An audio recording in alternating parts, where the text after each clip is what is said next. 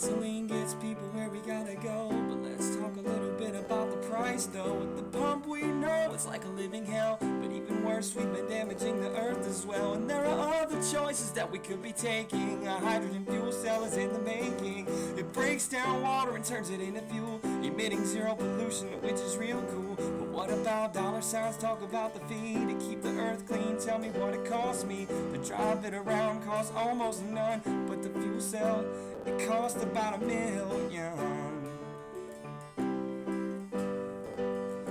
See, the platinum inside it is the problem now. We need to run it without it, nobody knows just how. We don't want coal or electricity, but most of all, you see, we can't afford platinum.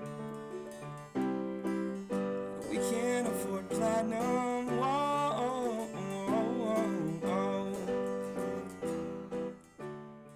These cars probably cost $5 million to make, but that's one of the real challenges in fuel cells, is how do we reduce the cost of the fuel cells to make them more commercially attractive. And so there's these big areas that we're working in, and one of them is trying to find less expensive materials to make the fuel cells less expensive. The platinum, there's platinum in the fuel cell, and if we were to think about converting all the cars on the road to fuel cells, there's actually not enough platinum in the Earth's crust to make fuel cells for all these cars. So we have to find alternative materials that are less expensive in order to make fuel cells more cost competitive with gasoline engines. So my research focuses on the electrolyte part of the fuel cell, and we're making new polymers that hopefully work better and can use less expensive fuel in the fuel cell and make the fuel cell run more efficiently. As we develop electrolytes that can handle higher temperatures, it's possible that different metals could be used that are less expensive than platinum. The theory is that platinum is a very active catalytic metal, and at higher temperatures you don't need as active a catalyst. And so you can get away with using something maybe like iron, which would be a lot less expensive. And so there is a possibility that when you can run the fuel cell at higher temperatures, you could get away with a less expensive catalyst and have a lot less platinum in your fuel cell.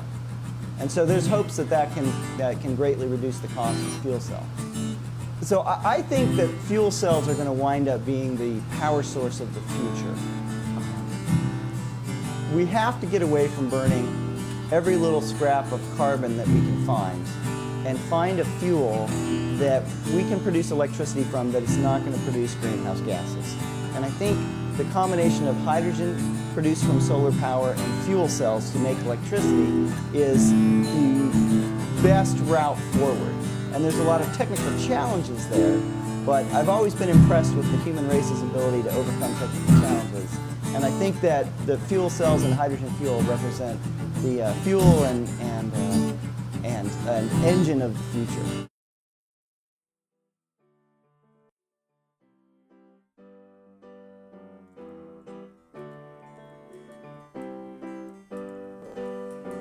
So a friend of mine is trying to find a better way. Dr. Ritchie researcher looking towards a better day. He's gonna have a say in lowering the cost of driving your car, saving you